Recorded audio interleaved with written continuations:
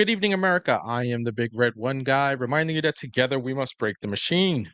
The DOJ has finally done its job, uh, and it's veered away from going after old men and women and murking them in their homes, and they captured a terrorist. So there's an article from the Gateway Pundit, and says the DOJ arrests Afghan refugee and ISIS supporter for conspiring to conduct election day attack arrived with tens of thousands of unvetted Afghans during Joe Biden's botched withdrawal from Afghanistan.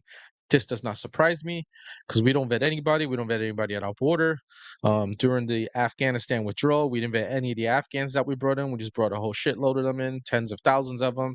And that was it. And we just said, fuck it, put them in the country and did what we have to. Anyway, let's get into this article.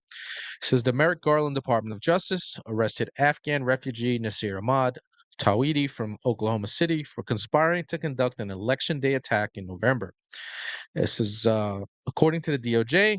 Nasir Ahmad Tawhidi, 27, conspired and attempted to provide material support to ISIS and obtain firearms and ammunition to conduct a violent attack on U.S. soil in the name of ISIS. As part of the plot, the defendant allegedly took steps to liquidate his family's assets, resettle members of his family overseas, acquire an AK 47 assault rifles and ammunition, and commit a terrorist attack in the United States.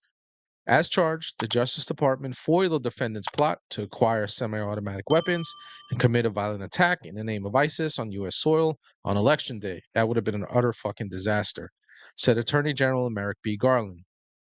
We will continue to combat the ongoing threat that ISIS and its supporters pose to America's national security, and we will identify, investigate, and prosecute the individuals who seek to terrorize the American people, which is everybody who comes to this fucking country lately. The FBI set him up, says while liquidating their family's assets prior to the attack, Tawhidi and his co-conspirator, who was a juvenile, advertised the sale of the family's personal property on Facebook. At the FBI's direction, confidential human source responded to inquire if a computer was still for sale. The FBI source noted that he needed the computer for a new gun business he was starting, which ultimately led to Tawhidi and the juvenile to meet with the source and other FBI assets at a rural location to test firearms. Tawhidi expressed interest in purchasing two AK 47 assault rifles, magazines, and ammunition from the source. According to the criminal complaint, on October 7th, Tawhidi and the juvenile met with the FBI assets at a rural location in the Western District of Oklahoma and purchased, received, and took possession of two AK 47 assault rifles, 10 magazines, and 500 rounds of ammunition. Upon receipt of the rifles and ammunition, Tawhidi and the juvenile were arrested. And it goes on to say Tawhidi entered the U.S. on September 9th, 2021, as one of Joe Biden's unvetted refugees from Afghanistan.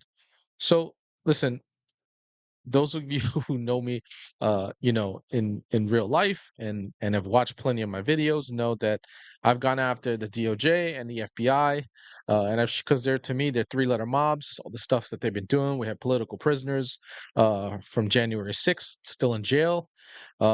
They've they've diverted all their resources from actually doing what they're supposed to, which is what they did in this case, and I have to give them a pat on the back for it because when they do something right, got to say they did something right. They stopped something that would have most likely been catastrophic in Oklahoma, okay, and would have probably killed a whole bunch of Americans during election day. That would have just been devastating. We can't sit back and let shit like that happen.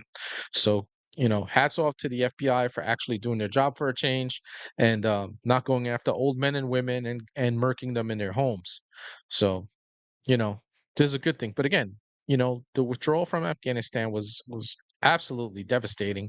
Okay, we ended up losing 13 people, and it was just a terrible day in our history. It was completely and totally botched what they did, and we brought all these Afghans in that were unvetted. We left the people the Afghans that actually helped us in Afghanistan. We left many of them behind to be persecuted by the Taliban. And we gave the Taliban a whole bunch of military equipment, which was just devastating. We left billions of dollars of military equipment. So now they have a modern standing army to do whatever the hell they want. And if you've seen any of the reports coming out of Afghanistan, it's not good over there. But then again, we probably shouldn't have been in nation building. This is someone who went over to Iraq, and with the luxury of hindsight, we probably shouldn't have been there in the first place.